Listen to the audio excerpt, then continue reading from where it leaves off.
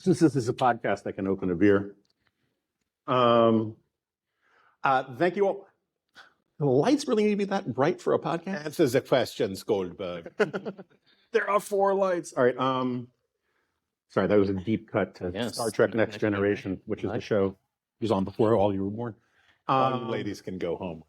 You can tell by that reference. So yeah, I got up I had a 5 a.m. pickup from my hotel in Atlanta because I was at the debates, and I was edified and enriched by the experience of going down there. And so we'll talk a little bit about that. I should say that these are probably the 2 most popular repeat guests. Every now and then we get some stranger on the podcast, and everyone's excited to have some exciting crossover event. But one of the reasons why I like to have these guys on so much, one, Yuval's my boss, and he's don't forget it, not just a handsome man, but a powerful man. But because I almost never have to do much prep when I have them on, because I know I can just sort of throw them the ball and they'll run with it. We're not going to do the whole thing on the debate because, in part, this podcast is going to be held for a little while. And I think already a lot of people are sick of debate punditry, and they certainly will be by next week or whenever we end up running this. But we have to talk about it a little bit, and then we'll just see where it goes. So why don't we start with Chris, since he's the truly professional pundit here. Aside from both candidates' ability to keep the nudity tasteful and integral to the plot, what were your big takeaways from last night? Well, I was put in mind of a quote from the Chappelle Show, in which I will paraphrase, which is, "What can I say about that debate that hasn't already been said about Afghanistan?" And I just want to say, I'm going to get the conscience and goody stuff out of the way, and I promise I will be rotten and cynical for the remainder of this podcast. But I want to say, and I think it's central to the work we do here at AEI, and I think it's central to the task at the Dispatch, this should be a signal moment for Americans, Democrats, Republicans. This is a moment where we should be able to lock in and say that the political system is insufficient to the moment and that it is failing. It has failed. And that no one should be able to look at that debate that featured arguments about golf handicaps and fat jokes and just word salad gibberish disaster and conclude that our 2 parties are healthy and that the system is working.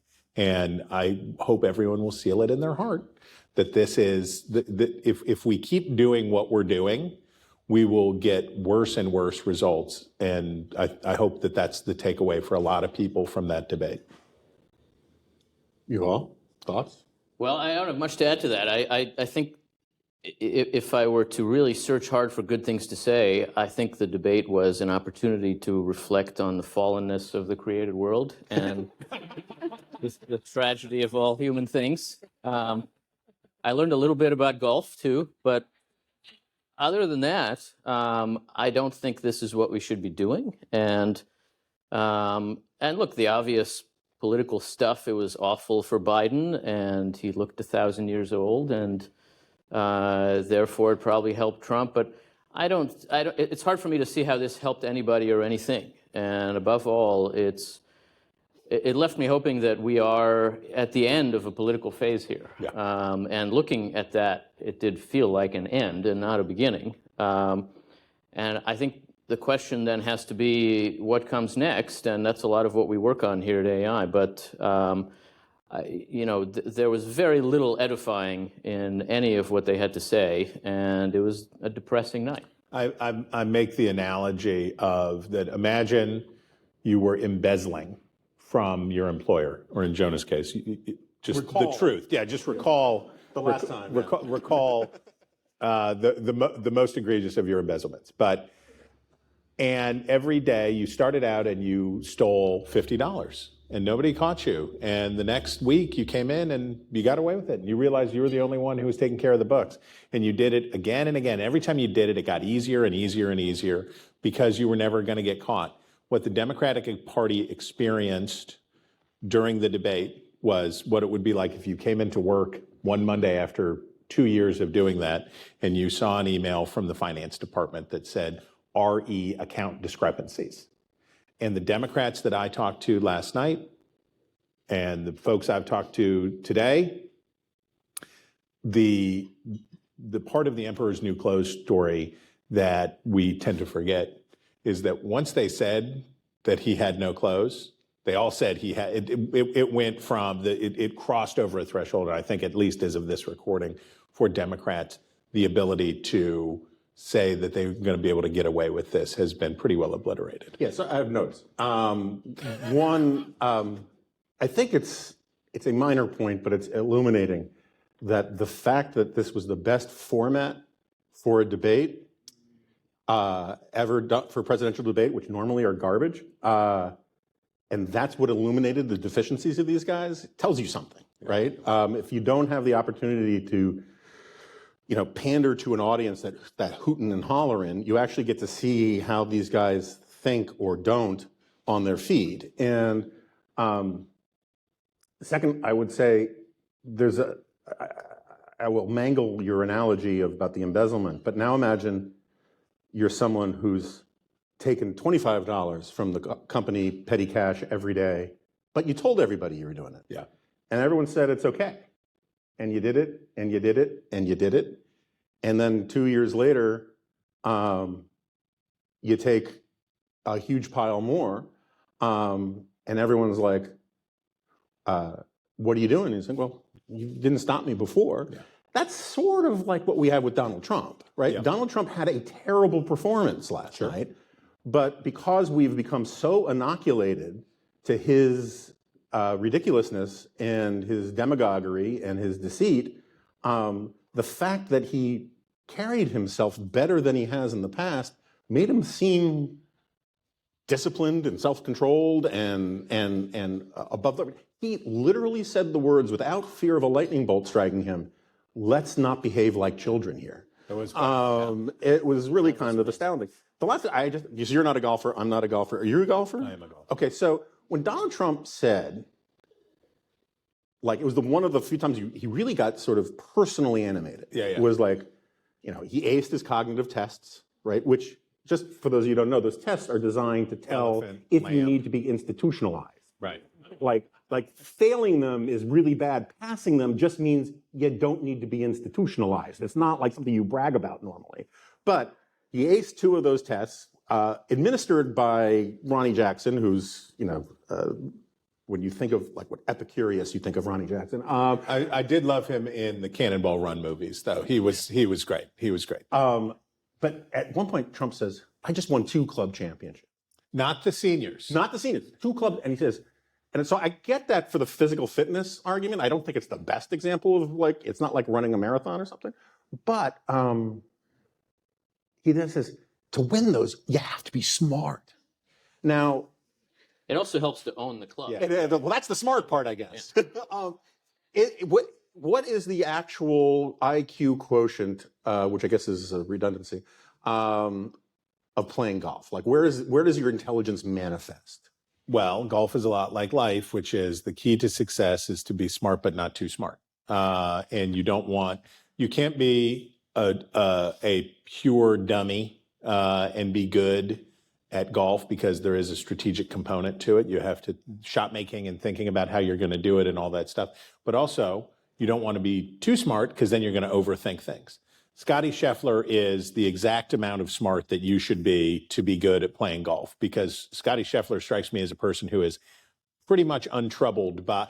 I do not think that Scotty Scheffler will be listening to this podcast and wrestling with the questions of the future of democracy, but you got to be smart enough to think it through and think strategically. See, Yuval and I are smart enough to deduce from context that Scotty Scheffler is a golfer. Right. Yes. This is the first time I've ever heard that. Breaking Maybe now. the Yeah. Breaking now. And so let's look. I mean, we can rehearse all of the terrible things that happened last night and how Biden bragged about beating Medicare. But looking forward, right? There's a lot of talk right now. I agree with you about the cascade effect of once you say it, it gets easier to say. except there aren't a lot of elected Democrats saying it on the record, we got to get Biden off. It's one thing to leak it on background to Politico. It's another thing to get out in front of a microphone and do the full, this guy's got to go. And that, at least I have not seen, has happened yet. But let's assume it does happen, right? And they all start saying it. How does that work? He's got 99% of committed delegates who have to vote for him on the first round. If Biden wants to get the nomination, is it possible to deny him it, and how would we do that? No. If Joe Biden persists, he will win the Democratic nomination. There is an exception clause in the DNC language that says that in matters of conscience, or I forget what the language is, but there's an exemption for extraordinary circumstances. And Joe Biden, if he wants it, in 5 minutes can deal with that by giving a press conference. I am fit. I am ready. I am here. I will do it. You can't do this to me. So I think if he wants it, it's his. The question is, Republicans were not able, in the wake of Donald Trump's efforts to steal a second term and in the wake of January 6th, to summon the courage to do anything about it, right? They thought about it. There was a period of about 5 or 6 days where cabinet members were quitting. Kevin McCarthy was ready to go, take the wood to Trump, and they were all ready to go. And about 10 days later, they said, why bother? The actuarial tables will take care of this in its own time. Well, we don't want to be as you often say on this podcast, nobody wants to bell the cat. Nobody wants to be the one to do it. I think it's not likely that Democrats will do it with Biden and his obvious infirmity, but you can certainly see a story where if John Lewis, see, look at me. If John Lewis, that really would be. If John Lewis does it, then Biden is out. If John Lewis comes out against Biden, then he's really out. But you don't know John Lewis is dead. That's what they want you to think. But if senior leaders, powerful people, Jim Clyburn, if senior meaningful Democrats were to do what Barry Goldwater and the Republicans did to Nixon, and told him, and it's not enough to tell him, by the way, I think you should, because I'm sure plenty of people have already told him, I think you should step aside. But to say, and if you don't, I will withdraw my nomination or my endorsement of you, and I will urge the Democratic National Committee to unbind the delegates and have an open Right, convention. but isn't the way you would do it if he says no, is to say, well, we're going to try, and that will guarantee you lose. So do you want to go on losing, or do you want to sort of take the high road and we all celebrate you and give you a watch on your way out, right? So Yuval, let's say Biden does agree to do it, right? That Jill makes him his favorite apple brown Betty and says, you got to do this. And doesn't this actually, we are all, to one extent or another, advocates of something, if not the smoke-filled room model, then something adjacent to it. Doesn't that sort of provide a real opportunity to show that a party could actually pick a better candidate than primaries can? Because there's a lot more possibilities without having to do the primary stuff. I think it would be a possibility. I also think they would very likely choose a better candidate just given who they're replacing and, Well, they can do that the situation now. Name from the Boston phone book, as Bill Buckley might say. Yeah, more or less. But yes, I mean, I think it would create an opportunity for some creativity. Now, whether they chose to describe it that way, I think is a real question. I mean, the point you make about how this was the best kind of debate form, you're basically saying if you take the people out of the room, democracy actually works a little better. Yeah. Which is the same argument as the case for strong parties. Yes. I mean, this has been, if you've listened to Jonah for 20 years, you've heard him saying this for 20 years. I think it's true. And it's also an insight that is implicit in our constitutional system, that democracy actually also requires some distance from the people, as well as accountability to the people and representation. Our parties obviously have a lot of trouble saying anything like that now. And even if the Democrats were to do this, I doubt that they would explain it that way to the country, but other people could explain it that way. And I do think that they have an opportunity here to do better than the primary system has done for both parties for some time. The primary system is very, very broken now. It is responsible for a lot of what is going wrong in our broader system. And one thought I had watching last night is that I think any effective reform movement of the next 10 years is going to have a very simple motto. It's going to say, it doesn't have to be this bad. Yeah. That's not utopian. It's not promising the moon. And it's obviously true. And anybody watching that debate would have had to think, it doesn't have to be this bad. There are ways to do better. And I think that can be an opening for the kinds of incremental institutional reform that could actually stand to make a difference without giving up on the benefits of our system. And I think that's what we need. Whether that's where we end up, I mean, this has not been a year that's given us what we need, but we can hope. Yeah, year, decade. Yeah, whatever. Century. All right, we're going to move out of the punditry in just a second, but I just do want to ask both of you guys. Let's say Biden agrees to step aside. Mm-hmm. And I think implicit in that is a certain amount, it's not an ironclad assumption, but let's just say Kamala Harris decides not to be too much of a problem. And the Democratic Party can pick without severe ramifications, like without Kamala Harris promising to be a complete spoiler, right? I mean, she might want to go for it, to be sure. Who do you think, both of you, simultaneously would be most likely to be the Democratic nominee, and who do you think would be the best nominee to beat Donald Trump? I think Kamala Harris would be the most likely person in almost every circumstance, because one of the reasons that people have not applied more pressure to Biden in the past is that you have to get rid of two people, right, not one person. And so there's been a lot of gassing about, well, it could be Gretchen Whitmer, and it could be this, and it could be that. You're not going to move and especially the first female, first African-American vice president out of the way. She's not, we'll get her a job at Google, right? No, because she's this close to being president, right? She's this close. Well, she thinks she's that close. No, she is, right? Oh, sure. Like one roller skate on the top of the stairs close. Right. Yeah. She's this close to a person who looks like he would blow away in a stiff breeze. Yeah. She is very close to being the president of the United States, and people don't climb down from that very easily. In a recent episode of The Remnant, we talked about the 1944 Democratic vice presidential nomination. So I think Joe Biden loves his country. I think Joe Biden is a patriotic person. And I think it was selfish of him to run for re-election. And I think that had the Democrats taken the beating in 2022, that they would have, if it were not for the insane rake-stepping self-ownership of the Republican Party in choosing Mehmet Oz, Herschel Walker, Kari Lake, we go down the list. Because of the unforced errors of the Republican Party, Democrats didn't take the beating they did, and they said, maybe we're going to keep getting away with it. But if Biden were to say, I'm going to do the right thing and I'm going to step aside now, he could say, and I make no endorsement, I am withdrawing my name from consideration, and I make no endorsement. That would create this very interesting moment where he can say, I love Kamala and she's great and I hope she succeeds. I know she wants it and I hope she succeeds. And then that actual dynamic can start happening.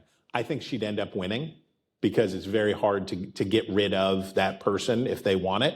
But I would then say the person who you need is bomb-proof, right? You need a person who can step in, that has the seriousness, the gravitas, has been vetted and tested and been through the whole thing. You need the Gerald Ford, right? You need a person that you can say, Yeah, look, I know you haven't heard of this person very much, and I know you don't know this person, but this person is okay. And so I think like an Amy Klobuchar, somebody of that mold who is a serious grown-up person who's been vetted, who's been doing this for a long time, that wouldn't strike people as being weird. Because the last thing that Democrats can do at this point is be weird. If they're really unhorsing their nominee, they cannot afford, it's like, pick The Rock. No, you cannot afford at this point. You have to say, things are getting weird, but a grown-up is here and it's going to be okay. Although a great flex move would be to pick Fetterman. Take the guy who had a stroke and put him in there. Yuval, do you have a view of who's... I mean, I agree with the general picture there. I think the two parties both have benefited from each of them making all kinds of unforced errors now for 25 years. And the only way to explain anything that has happened in our politics for a quarter century is that the other party was even worse than what this party offered you. That's still the case here. The Democrats may have an opportunity to get out from under that cycle, but not in an easy way. This is not where anybody wants to be. And I think in the modern system, I mean, we're just not in the old party system. There is not a way out of this for some group of people who are the party to make some decision. Biden has a nomination if he wants it, and if he doesn't want it, I think he's going to have to be involved in picking who does. The Democrats have a convention in August. It's coming up pretty soon. And if there needs to be a move that involves somehow pushing aside the vice president, I think that has to be done by Biden and some group of others with Harris in some way. It's very hard to imagine. It's just very hard to imagine. Very hard to imagine. And who do they need if they do it? I mean, I think a Klobuchar type would make sense. I think a governor would make sense. Governors are the only people in our politics who feel any political pressure to seem normal now. And so they're the only people who seem normal. And we need a governor to run for president, for God's sake, because that's the only chance we have at this point of ending up with a president who seems presidential in any way. The Democrats have some decent governors, but I don't think any of them are demographically or politically in a good place to make the kind of move you have to make. So there's no easy way. Yeah, I would love to see Shapiro from Pennsylvania picked, but there would just be a lot of really special stuff coming from Tucker and Candace Owens if they picked a Jewish guy. Well, that would be good, but that would be good for them. Yeah. That would be good. One of the lessons, we just had Jamal Bowman go down in real spectacular fashion in New York. It would take a heart of stone not to laugh. Yeah, and with his Mr. T shirt on, with the arms out and cussing, and I guess the thing is, we didn't really let people know what I really think about the Jews. Yeah. And then he got his blank handed to him. The fear of this is just a thing that's rattling around in my head, which is protests don't work, right? The backlash against the anti-Semitism, the backlash against all of this stuff, I think, and I don't know what you guys think, I think has now far outweighed whatever damage was done to the cause of U.S.-Israeli friendship, whatever damage was done to support for Israel, I think has now been far overtaken by the backlash. When you've radicalized Jerry Seinfeld, right? Mm-hmm. When you've taken it to the point that people are like, enough with you people. And I don't know the correct answer, but I am not familiar with any protest movement since the civil rights movement that ultimately was effective, that ultimately succeeded. The anti-apartheid stuff, I think you can make a case. In the U.S. In the U.S. All right. Let's move away from the pure punditry. One could make a case that historians 50 years from now, looking back on this week, might focus less on the debate and what it wrought, and more on the Supreme Court's decision today to overturn Chevron, which is, you guys probably haven't been on the second floor of AI when that decision came out, but the cocaine and champagne was just flowing. It was a very exciting moment. More even than usual. More, that's right. So Yuval, I understand that you have a book out that touches kind of directly on this. So what do you think of the decision? I'm sure you've had time to read the whole thing. And why don't you explain for people who may not exactly know what this Chevron thing is and what we... So I was teaching some of you, or learning with some of you, while the decision was, Please. while the decision was announced. So Never say that again. No, seriously. Hey.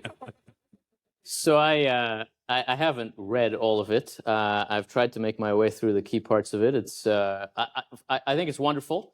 Chevron deference is a judicial doctrine that tells a kind of ironic story of recent American history. It was the brainchild of Antonin Scalia, a great hero of ours at AI, and of conservatives who think about the Constitution in general. I like that you waited for his son to leave the room before you brought that up. I mean, this is, it's a bittersweet day for Chris Scalia. And ultimately, what Chevron says is that administrative agencies should be given deference by the courts in determining what the laws under which they operate mean. It was a way of restraining judicial power by handing over some of it to administrative agencies.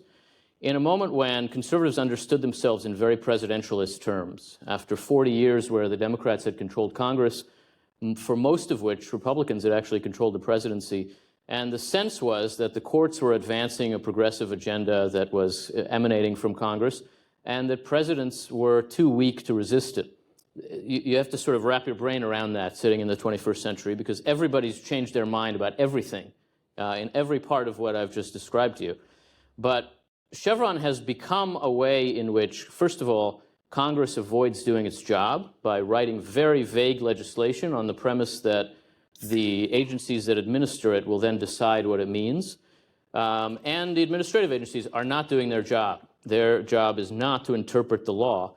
And the courts are not doing their job, because their job is to interpret the law. And by overturning Chevron, the court has created an opportunity and some pressure for everybody in the system to do something more like their job. First of all, judges take control of determining what the law means, which is their role in our system. Administrative agencies will be looked to for expertise on the subject matter that they know, rather than on the meaning of the laws that they have to work under. And Congress may feel a little pressure to actually write legislation that actually specifically instructs the executive branch regarding what Congress wants it to do. That would look a little more like the American constitutional system. And so I think overturning Chevron is a very important step in the direction of enabling that system to work in the way that it ought to work. And at the core of that is a functional Congress that makes decisions about policy direction through a process of bargaining and negotiation. That is how our system is ultimately meant to move public policy. And the weakness of Congress is really the big problem to fix in the system now. I think the court has created some space to fix that problem. It can't force Congress to do it. Nobody can force Congress to do anything. But there's a little more pressure now and a little more of an opportunity for Congress to take law writing seriously. So I think it's a great day for the American Constitution. So, Chris, do you now anticipate just a mass breakout of fiduciary responsibility and legislative accountability from Congress? Any moment now, Jonah. Any moment. That distant rumble you hear is the policy wonks rolling up to Capitol Hill and throwing all of the tweet baiting comms directors out of their offices, so that the rise of the LDs. So Merrick Garland will probably not be clapped in irons and put into George Washington's crypt in the basement of the Capitol for being in contempt of Congress. He probably will not. And part of the reason why Republican lawmakers are saying he should, for failing to hand over the audio tapes of the Robert Hur investigation. By the way, speaking of people with egg on their faces, the people who were like, how the media coverage about the Robert Hur report talking about characterizing Joe Biden as with an elderly man with memory problems. How dare you, sir? Please keep the poli-sci jargon to a minimum. Yeah. The womp womp. So they want the House has voted to hold Merrick Garland in contempt for refusing to turn this over. Now, this is, of course, facile because they know that this is a matter that is going to have to be resolved by the courts. Can Joe Biden claim executive privilege over a audio version of a thing that a written version has already been put out? And I would say no. So Dan Crenshaw, smart person and capable of thoughtful stuff, joined the parade of Republicans, said, yeah, let's arrest Merrick Garland. Now, by the way, I would pay to see the House Sergeant at Arms walk down to the Kennedy building and say, I'm here to arrest. You're picturing a guy like built like me walking down there. He's got a set of 150-year-old handcuffs. I'm here to take in the Attorney General. As 1,000 drones from the FBI hover over this person and 12 laser sights are on his head. But anyway, how much dumb, goofy stuff that you say. So there's a lot of waiting for freebies when you can say or do inconsequential things to suck up to your base, right? Where's a freebie? Where can I go? And both parties look for it. Everybody's looking for the chance where I can be like, I need to cover my flank and give a little red meat over here. I got to give a little red meat over here so that I can get away with, if I do that, if I say that Merrick Garland ought to be manacled, then maybe I have the opportunity to work on immigration legislation, or then maybe I have the opportunity to do this other stuff. And so we're going to buy the opportunity to do the right thing by doing wrong things or saying foolish things.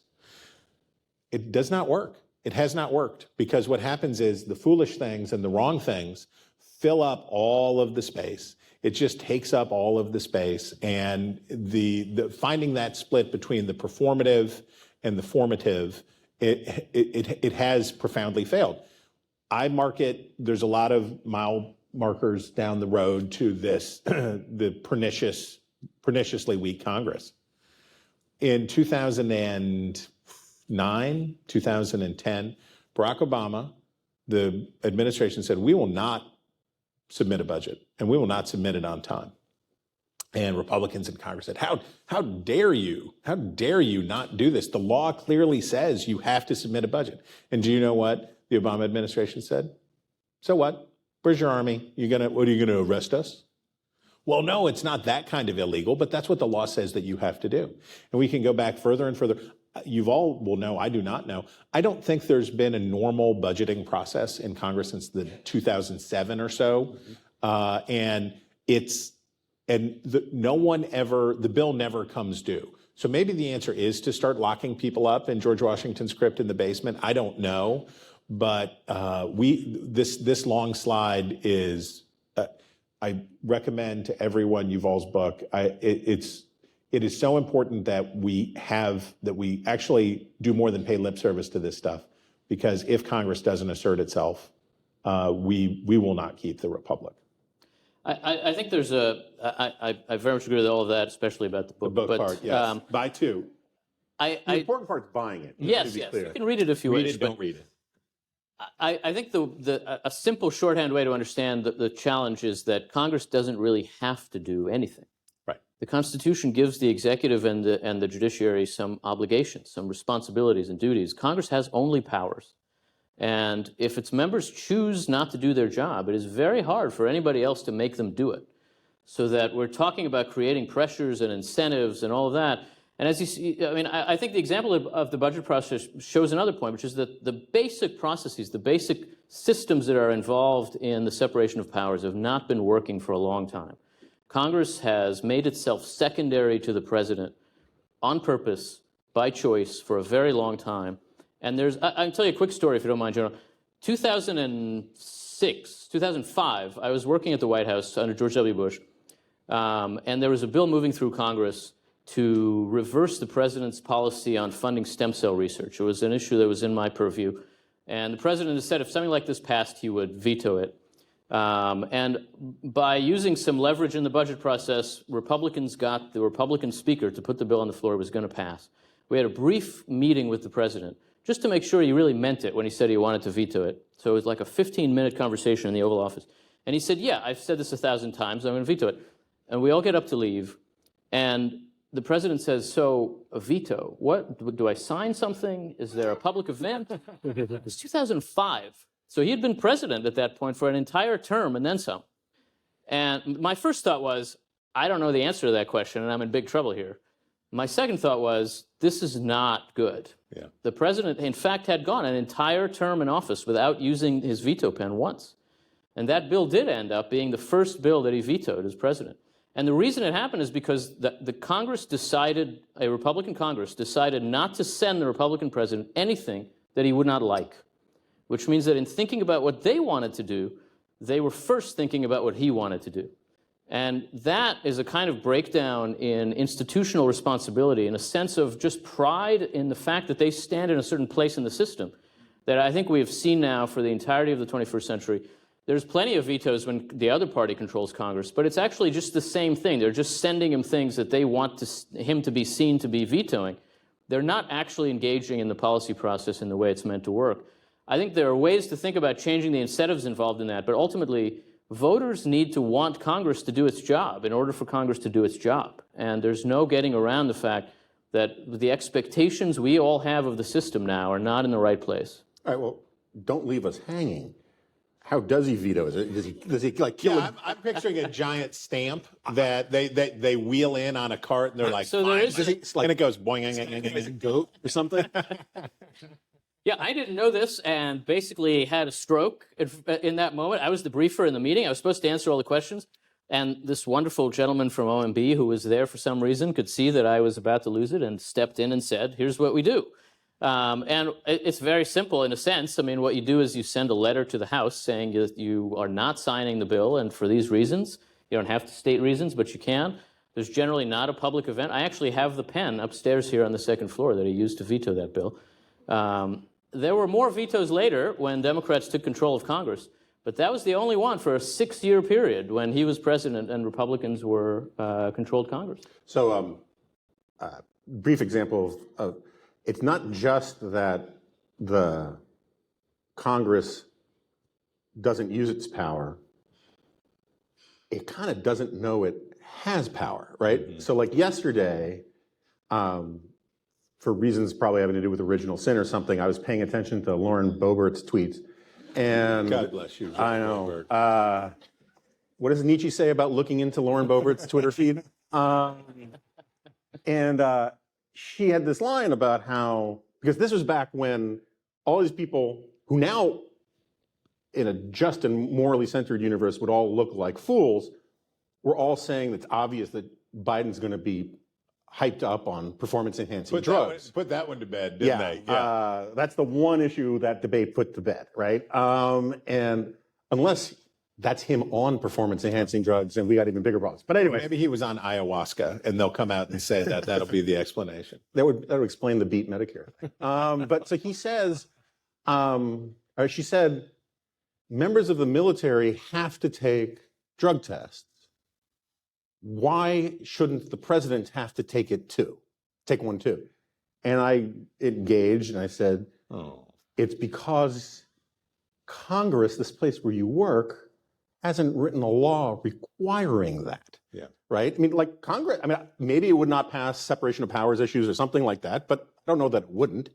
But you have these people who say things like, I mean, I remember Cory Gardner when a different kind of Colorado Republican. Yes, when Jeff Sessions announced some change on the executive orders around marijuana stuff, right? And Colorado has a lot of sunk costs in weed, and Cory Gardner was furious. I remember, and I like Cory Gardner; he was a good guy, right? You know, and he's just like livid about how we had assurances from the president that this wasn't going to happen, and we have all these reliance interests and all of this, and he has to change it.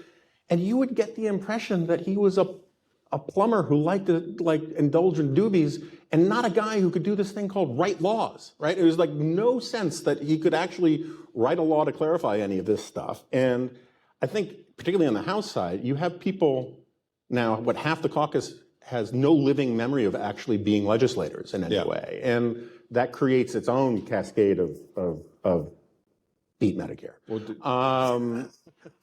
The two things that I would like to point out. Number one, if you go to the Denver airport and you return your rental car, they have a huge container that they're just throwing all of the pot that people left in their cars into, because so many people purchase pot while they're in Colorado. So, and I looked at the guy and I said, "Is that what I think it is?" And he was like, "Yeah." And I said, "And you all have that responsibly destroyed?" And he said, "Oh yeah, we destroy it very responsibly." The moral imagination of the founders was, and I've made this point to you, I've made this point many times, they knew slavery was a problem. They didn't think like, well, this will never come up again, right? Just the very fact that they put how long was it, a 30-year, what was the time frame on no action to ban the slave trade? 20 years. So 20 years. They were aware that the issue of slavery was unresolved when they did the Constitution. And I steal your line, Jonah, all the time. It wasn't a choice between a Constitution with slavery or without slavery. It was a Constitution or not a Constitution. Constitution with slavery or not a Constitution. The part of the failure of moral imagination is that one branch of the government would intentionally devolve its own power, that there would be one that would say, and by the way, the members of the House particularly are acting in rational self-interest. The best way to lose that job, and Paul Ryan said about Kevin McCarthy, but it is very true of all of it. To be good at jobs like these, you have to be willing to lose jobs like these.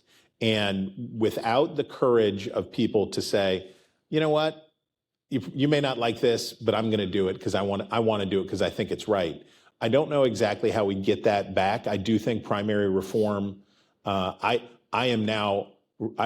self-radicalizing to an actual convention system, and I do believe that a local to district to state to national convention system, because this is how our religious institutions, corporations, labor unions, it's how everybody does everything, right? Everybody does everything in subordinate, moving upward delegation system. But I don't know whether it's the primary process. I don't know whether it's the term. I don't know whether term limits are what's needed, but something has to be done to create a different, as Yuval says, incentive structure. Because without that, I don't see a way that this ends on its own. All right, so I think with that, we should go to the Q&A stuff. So as Yuval would put it, we can all learn together. Yes. To say it with conviction. So No, I can't say that with conviction. Yes, sir. Are there microphones? Okay, sorry. Hi, thank you so much. My question is, are you optimistic about the direction in which America is going? Oh, I know Yuval's answer, so I'll let him do it. He doesn't like the word optimistic. That's true. I think optimism and pessimism are more alike than they seem. They're both basically arguments for passivity. They're ways of thinking about what's just going to happen inevitably. So I'm not an optimist. I'm a conservative. I certainly don't think good things are just going to happen. That seems like a crazy way to react to all of human history. But I am hopeful, and I think hope is the virtue that sits between the vices of optimism and pessimism. And it's the view that things could be better if we are willing to make them so. And I think we can. There are opportunities for us to do that. There's a real chance for the kind of younger people who are here to do the sort of work that it would take for our society to better reach its potential. That work is not being done now. And the problems we have are problems that can be solved. We even have a pretty decent sense of how. That, to me, is why we should look at the American Constitution and at our political tradition. It offers us a lot of ways to solve exactly the kinds of problems we have. We're choosing not to do that, and that is the wrong choice. But I am hopeful about America. Look around. So just to pick up on that, since we're plugging books here, my last book, Suicide of the West, terrible title. My whole argument was that almost all of the things that we like and appreciate and take for granted in not just America, but Western civilization, modernity itself, are unnatural. Capitalism is not natural. Human rights are not natural. The rule of law is not natural. if they were natural, if they were just sort of the organic epiphenomena of human life, they would have appeared in the evolutionary record a little earlier than 300 years ago. And so what is required, because every generation, I mean, this is a remnant bingo card point, but every generation we start over at zero in the sense that human beings, when they come into this world, one of the most central conservative insights, policy conservative insights, is that human nature has no history. That a baby born today is not meaningfully different than a baby born 1,000 years ago or 10,000 years ago. And so human beings do come into the world with factory-loaded software, but it needs updates. And we call the updates the process of civilizing people. And that means turning them into citizens, turning them into patriots. And to Yuval's point, if you're just optimistic about that, your kid's going to grow up to be a barbarian. If you're hopeful about it, it means you do the work to make sure that that actually happens. And I should say, I always steal both of their answers whenever I am asked the same question in public. I rip them off completely. Now, I do credit them. Quietly. Quietly. I think it was Yuval Levin who said that, I am not optimistic, for that is passive. No. But I add one thing to it, which is a speech that lives with me every day today, which is Lincoln's speech at the Young Men's Lyceum, which was more than 2 decades before the Civil War. And he said that either America will endure for all time as a nation of free men or die by suicide. And I like to remind people that we have exactly the same 2 options today that they did then. And we don't like to think that it's true, but it's true. Things can fall apart and do fall apart, so we should act accordingly. Front row. I never think about the people with the microphones when I do this. Thank you. At the state level, a lot of legislatures are very adamant about their legislative powers, such as in Texas, there is a lot of effort to push back against the governor's agendas. However, after a recent primary, they lost their majority against the governor, and partly from outside influence. You talk a lot about primary reform and legislatures asserting their authority. Do you think this is something regular citizens actually want? Because it appears that they want a more strong executive. You know, my attitude about life and democracy in general is that we should think about how to form the desires of regular citizens as much as how to abide by them. Democracy gives people what they want. That means that it's really important that people want the right thing. And you can't stop at the first step of that. I think we have to think about what we as citizens should want. And the framework of our constitutional system helps us to think about what we ought to want, what we should want from our legislators, what we should want from executives. I think broadly speaking, the state legislatures now are in better shape than Congress, which is, to put it very mildly, not normal in American history. There are a fair number now of functional legislatures, and I think most of the state legislatures are jealous of their power in the way that the framers imagined legislators would be. They have the right attitude toward the governor, which is not a subservient attitude. That doesn't always lead in good directions, but I think that it makes for a more functional political system than we have at the national level. And to the degree that that is being degraded, I find that it's being degraded by the nationalization of our politics, so that people run for state office on national issues and create various kinds of coalitions based on things they can't even do at the state level, and end up spending a lot of their time arguing about things that they have no real power over. But look, I think to the question, there's no doubt there's been a degradation in what voters want, and that has driven some of the degradation in what voters get. So that some of the work to do is a kind of civic education, and has to start with helping people think about what the system is for and what it would mean for it to be working. That's always the place to start. I got nothing to add to that. Concur. Cosign. Yeah. Ditto. Anybody else? Over there? It's a question about Star Trek: The Next Generation. Thank you very much. You spoke about how important it is for legislators to, again, understand how to legislate. And obviously a key part of that within your system is the bipartisan coalition building that has to happen. So I'm interested in your opinion on how polarization and division might affect Congress's ability to do so. Thank you. I can tell by your accent that you're from Texas. So Seriously, can we get some summer honors students from America? yeah, I what's mean, going come on. These are learning the things that Americans refuse to do. Britain has hilariously chosen to have its elections on Independence Day on the 4th of July, which I'm like, guys, come on, read the room. It's not It's a little on the nose. little on the nose. And in Britain, no one will vote for prime minister, right? No person will vote for Keir Starmer or anyone else to be prime minister. They'll I think vote- literally no one will vote for Rishi Sunak. Right. But because they will vote for, I assume, a Welsh corgi who represents Twitford upon Marmalade, and that person will then go to Westminster and they will form a coalition, and then those people from their number will choose their leader, and then that person will become prime minister. In the United States, and I hate that we keep coming back to this, but today's the day to talk about it.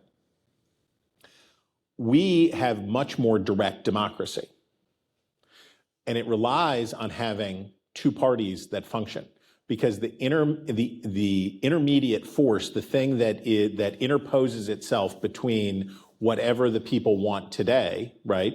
In the American system, we up front have before you can get into the game, you're supposed to have to run this gauntlet. You're supposed to have to go through this stuff, because when we choose a president, we don't do that same thing in the end where everybody goes into a room and chooses. And if we don't have functional parties, that means that the feedstock that's flowing into the decision making, right? There's a lot that could be done about members of Congress once they get to Congress to make them better. And I like a dormitory idea. There's term limits. There's a lot of things that we could do. But the thing that is the most evident and obvious to me is that if you improve the selection process at the beginning, you're going to, if the pinch point to change the incentives in my mind is in the primary election process, which right now, if you get caught in the United States doing your job well in Congress, you will certainly lose it, because 7% of the electorate, which would be to say a majority of the primary electorate, will vote you out for being good at your job, which means that you're coming to accord and accommodation with the other people. Yeah, so I would just add to, I agree, I'm in violent agreement about all the institutional, fix the primaries, fix the parties, fix Congress stuff. But a lot of our problems, which Yuval was sort of getting at, are upstream of Washington. Basically, our cultural polarization problem, all that kind of stuff, think about it as like we have all of these various tributaries, and the sludge and the toxic waste eventually goes downriver and accumulates in Congress and in Washington, right? But the place to fix it is upstream. And part of my argument is that, in part because of the things that Yuval wrote about in his previous book, we have a lot of breakdown in institutions, in communities, in the sort of Burkean little platoons, the places where you know people by name, you know the names of the people who have power in your lives. And we are retreating, and COVID accelerated a lot of this, but we are retreating into our homes, we're hunkering down, and we're experiencing a lot of stuff basically through screens. And screens don't just literally reduce things to 2 dimensions, they kind of figuratively do it too. And when you follow, and so one of the results of that is that you end up following politics as a form of entertainment. And when you follow things as entertainment, you want winners and losers, and you want to crush your enemies. And so, you know, there's a lot of really amazing psychological literature about all of this, about where when you watch a movie, you forgive things that in real life you would want someone to go to jail for really quickly. I mean, like, I used to keep a long list of movies where the hero tortures people, murders people, punches people in the face for no good reason. You're like, yeah, you know, and the result is when you basically are following politics like it's a movie, and because of the big sort and these other things that contribute to polarization, you stop thinking of the Democrats as Americans or Republicans as Americans. You think of them as the enemy other. And that's one of the things that fuels this culture of losing in our politics, where you have people who literally would prefer to lose to demonstrate their purity than to have a partial win. And we've seen this a bunch of times with the House Freedom Caucus guys, where every time they get a win, they say, okay, we were betrayed because we collaborated with Democrats. And that's, not to get all technical, really freaking stupid. And, but it's sort of the defining ethos of the way cable news covers things, the way a lot of ideological journalists cover things. I mean, the example I've often used was with DACA, when Barack Obama, he's, what was it, 24 times said around the country, I do not have the power to do this thing with Dreamers or with Even he immigrants. said, I'm not a king. He said, I'm not a king. I can't do it because we have a constitution in this country. And then he couldn't get it through Congress, and he went and did it. And all of Obama's defenders in the sort of mainstream media who went along with those talking points about not a king, we have a constitution, Congress has to do this, not a one of them said after he decided to do it, this is really troubling. He's just on his own terms committed an unconstitutional and illegal act. They said hooray for Obama because he beat the Republicans. And that sort of thinking basically defines a huge part of the Trump cult. Is just that it's, their tears are delicious when Donald Trump behaves like a jackass. Jonathan, are you cynically suggesting that partisan analysts on cable television would ever skew their analysis to suck up to the audience and stay in the good graces of the preferred party? I can't go that far. Let's not go that far. That'd be crazy. Yes, ma'am. Thank you all so much for being here. I'm Ariana from Texas. So you got someone from Texas. But my question is, do y'all think with the two-party system that we have, if that's played a role in the polarization that we see in the United States nowadays? I think on one hand, obviously, yes, polarization is a breakdown into two, and we have two parties. The United States stands out in this way as a two-party democracy. On the other hand, though, I think if you look at the actual function of the party system, its purpose, the way that it is tended to work, first of all, I think the two-party system is a very good fit for the American constitutional system in some very important ways. It arose because of the nature of that system, especially because of presidential selection. In order to win a majority, in order to win the presidency, you have to win an absolute majority in the Electoral College. So if there's more than two serious candidates, the election will go to the House, and that ends badly. So that has meant from the beginning that our system has faced some pressure to have just two parties. But more than that, the system, and this gets to the prior question too, the system works by facilitating coalition building. And so it needs to be populated with people who are experienced in coalition building. And a two-party system consists of two broad, messy, complicated coalition parties, so that the kind of training you get in rising through the party trains you in the kinds of skills you need to succeed in the system. That now is not working well for all of the reasons we've talked about. And I think primaries in particular have changed the character of what parties are and what parties do. Their basic role is candidate selection. It is to populate the system in a particular way with candidates who are well equipped to achieve the goal of the party, which is to win general elections. The parties as institutions tend to moderate our politics. The Democratic or Republican Party would both like to win elections in the Deep South and in the Northwest. That means they've got to be pretty broad tents and attractive to a broad array of people. But individual politicians, first of all, need to win a primary in one particular place, which means they have to be intensely attractive to a narrow segment of people. Those things are just at odds with each other. And the parties cannot do their jobs as long as the logic of the primary overwhelms the logic of the broader party system. So I think our system would work better as the two-party system that it long was. It is not exactly that now. It is a system in which individual politicians have to work through the primary process to enter and populate offices. The parties have handed over their fundamental purpose to a sliver of the electorate that is least interested in the system working as it's meant to work, which is by facilitating coalition building. If you take the people in America who least want that to happen, we now start every election process by asking only those people what they want. That's a very bad idea. And I think to begin by addressing that would help us to have a more functional two-party system, which I think ultimately is better for us than a multi-party system. And we do have an effect from smaller parties, right? This year, 10%, let's say 8% of the vote is going to go not to, I mean, I'll be writing in George Will. I don't know. If it catches on, let me know. It could be big. He's old enough to be president. He's old enough to be president. A significant number of Americans will not vote for either of the two main candidates. And minor parties have their effects. Who balanced the federal budget in the late 1990s?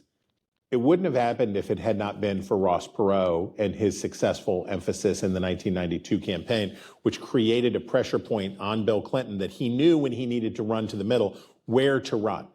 Where do I have to run to on the middle? Well, let's balance the budget, knowing that Perot would be back in 96. Third parties, minor parties do have the role that they play.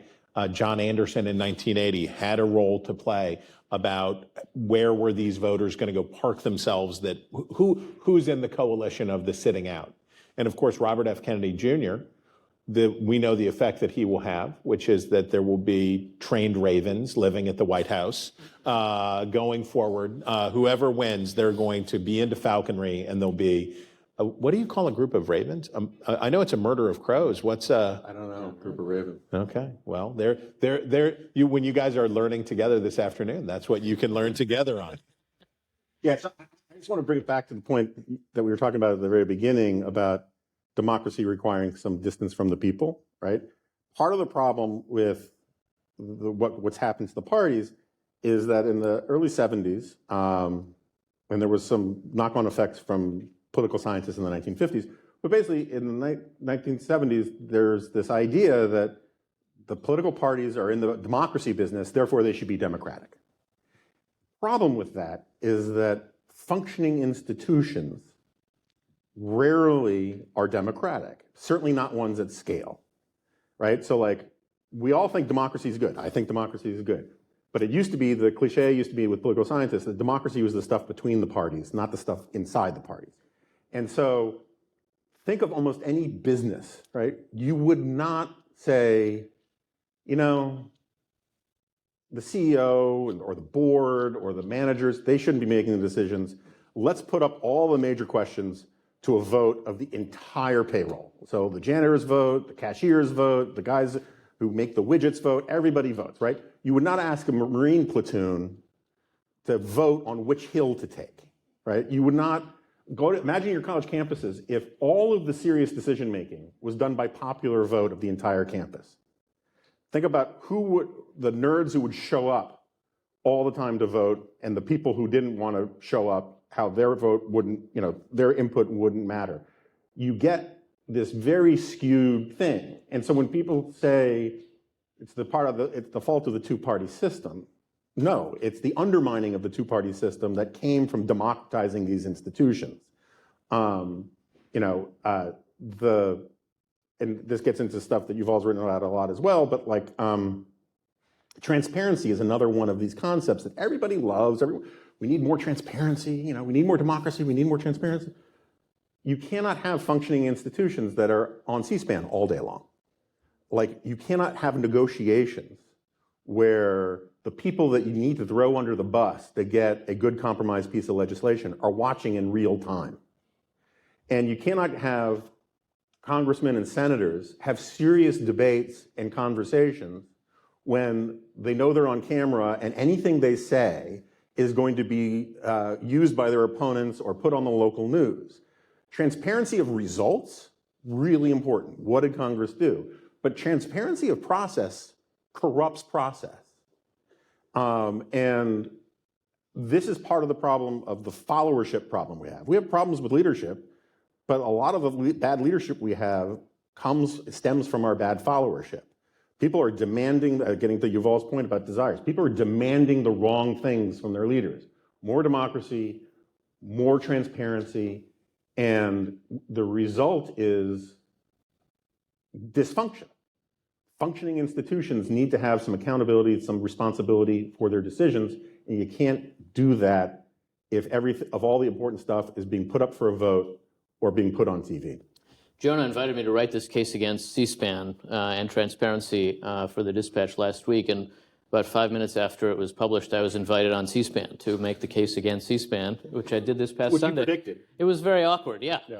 Yeah, but I think transparency has its limits, as all good things do, and we have to think about what's actually necessary for these institutions to function. And that's not always the same as what they are meant to produce.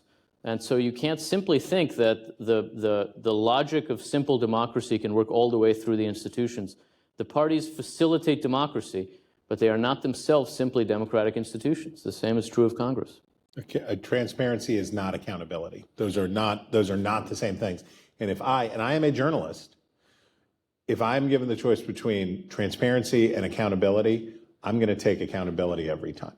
Yeah, I mean, just think of the argument about cameras in courtrooms. Imagine how much worse it would be over time if the Supreme Court was on camera all the time. I mean, there's this thing, was it Hawthorne effect? And that when observed, people's behavior changes. You would not want to go on a first date that was televised, right? I mean, like you need some ability to have private conversation. I saw a hand go up in the back. Yes, sir. Hello, everybody. Thank you for coming. I'm the world's biggest Remnant fan. I think literally there's some bigger ones, but most enthusiastic Remnant.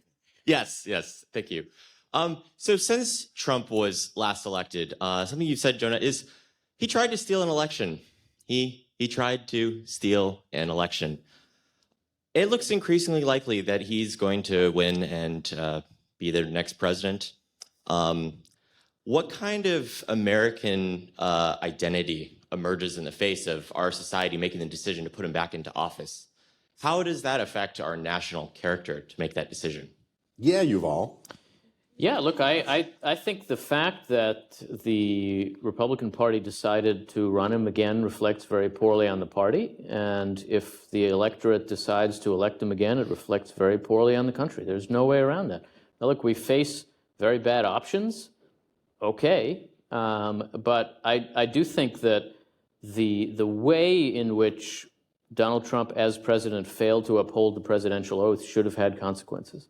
And those consequences should have come well before a general election where he is again the nominee. There are a variety of layers of failures of the party system involved in that, beginning with the simple, cynical fact that when you lose an election to someone, it's probably not a good idea to then run the same person against that same person again. Now, the trouble we face is maybe it's not a bad idea. It turns out to work. Our two parties are constantly learning the wrong lessons from the reality of 21st century American politics. They've both been barely winning and losing all the time. And the results they draw from both barely winning and barely losing is that they should do exactly the same thing next time, rather than seeing that they could win more than barely if they run someone who seems even remotely attractive to the broad electorate. Somehow neither party has seen its way to doing that. And I think they both have a lot to answer for. And with regard to Donald Trump, there's no question the Republican Party has a lot to answer for. Should not be their nominee. Are we ashamed yet? Right? So the question for Americans, this is very difficult because I listened to Donald Trump in that debate talk about what a terrible place the United States of America is. Just a relentless attack on the third world country, the nightmare, how bad the United States is, the over and over and over again of living in this terrible country in this terrible circumstance.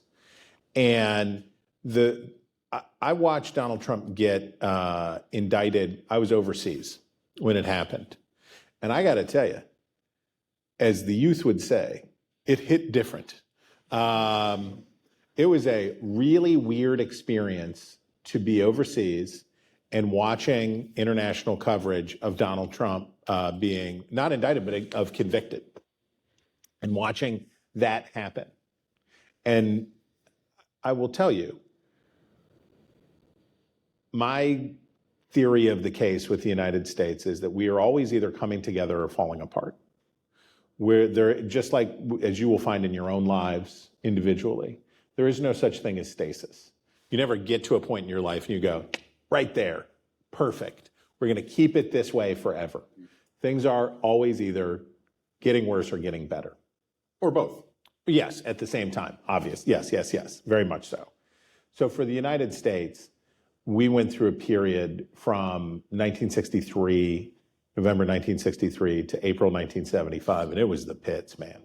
It was the pits. We could rehearse all of the bad things that happened, many bad things, political violence, assassinations, the calamities around the Vietnam War. President and vice president both resigned from the same administration under separate scandals. It was a catastrophe. The period from 1976 to the turn of the century, somewhere near the turn of the century, was pretty remarkable, right? We invented the internet. We defeated Soviet communism without ever having to drop a nuclear bomb on anybody. The world got richer. The world got freer. Things got better and better and better. Stuffed crust pizza. Stuffed crust pizza. Again, it'll be years before they come up with another place to put cheese in a pizza. That's right. And to echo what my friends and colleagues said before, it will fall to you, it will fall to the people of your cohort, of your generation, to decide that the coming together is beginning, right? We're members of the greatest generation, Generation X. We know that the people, exactly, you're welcome. There are not enough of us to deal with what's going on, right? Our numbers are too small. We are great, but our numbers are too small. It will fall to you, right, to decide that we are coming together, that this is actually happening, and that another American century is going to happen. And I don't blame a lot of people who are a little bit older than you guys, who look at the first 2 decades of this century and say, really? Oh, woof. But I believe in you people, and I believe in the fact that the opportunity is still there and that you will have learned the right lessons from this 2 decades of real trouble that we've had. Yeah, I'll just add, because I told you I have a hard out at 4 minutes.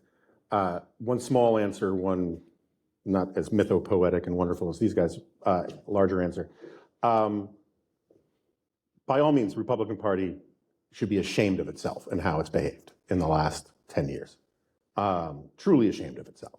And so should a lot of people who know better and just practice the classic advice of there go the people, I must go with them for I am their leader, okay?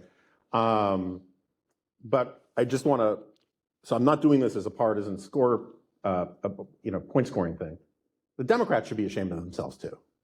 If they actually believe, and I think many of them do, that the Republican Party is a fascist party, that Donald Trump will end democracy as we know it. I don't think he'll end democracy. He will bruise it, but he will not end it. If they believe that the Republican Party are the forces of white supremacy and all that kind of stuff, pick candidates and policies that will get you elected, right? Instead, you have this thing. First of all, they're still clinging to Joe Biden when they know it's a problem. Like if Joe Biden truly believes that Donald Trump is this massive existential threat to democracy, he should do everything he can to get out of the way. But he can't let his own personal thing about being president let himself do that, or the people around him won't let him do it. In the primaries, in the last cycle, in 2022, the Democratic Party poured scads of money. What did Haley Barbour used to say? Enough money to scald a wet mule into election deniers and MAGA candidates because they thought they would be easier to beat. They were right, but again, that's fine in hardball politics. That's happened before. But if you sincerely believe these people are Nazis and fascists, maybe what you should be doing is working a little bit to make sure that Republicans who are not Nazis and fascists win their primaries. right? Instead, they have aided and abetted, they've hastened the takeover of the GOP by the very forces that they think are a fundamental dagger to American democracy. And this is one of these examples of how just the incentive structure and the collective action problem that we have overrides things, which gets me to the broader point, which is just simply that I like people to be idealistic. Idealism is good, right? Idealism about ends is vital. But pragmatism about means is how you get closer to the ends. And what we have in a lot of our politics these days, this is what defines the loser caucus stuff I was talking about earlier, where a partial victory is worse than a total defeat. Understanding that if you take the 100% position of your side, you are more likely to lose than win, should argue for making compromises on your own side. And the place where you end up getting towards a better country is not by working day and night on refining the case for your core principles and saying, I will never abandon my core principles, but actually just living with a little bit more integrity, of not lying, of not assuming that your enemies are all evil and must be destroyed, assuming that even if they're wrong, they do want something better for the country, or at least that they can be persuaded to want something better for the country. And if more people just acted with the sort of procedural integrity of good character and decency, we wouldn't be where we are. But instead, we have a system right now that encourages people to take moral and ethical shortcuts in the name of the greater good. And that's one of the reasons why nothing constructive gets done. And the way, how this relates to the stuff we were saying about parties is that parties used to understand this. They weren't so ideological, they were pragmatic. Like farmers and ranchers in the 19th century did not always like each other, but they disliked the bankers and the railroads more. And so a party would go to the farmers and ranchers and say, hey, look, I can't give you everything you want, but if you join this coalition with the sheep farmers and the soybean growers or whatever, you can get 60, 70% of what you want. You have to make some compromises for the greater good of our coalition. We now have a system where everybody says you can have 100% of what you want, and anybody who tries to tell you otherwise is lying to you, or the system is rigged and all that kind of stuff. And people are putting on the back burner their own cognitive reasonableness in favor of following stuff like it's a movie and they're the good guys and the other team are the bad guys, and it gives them permission to be jackasses. And that's the thing that we kind of need to fix in the culture. So with that, I want to thank you all for being here. I want to thank Yuval and Chris for doing this.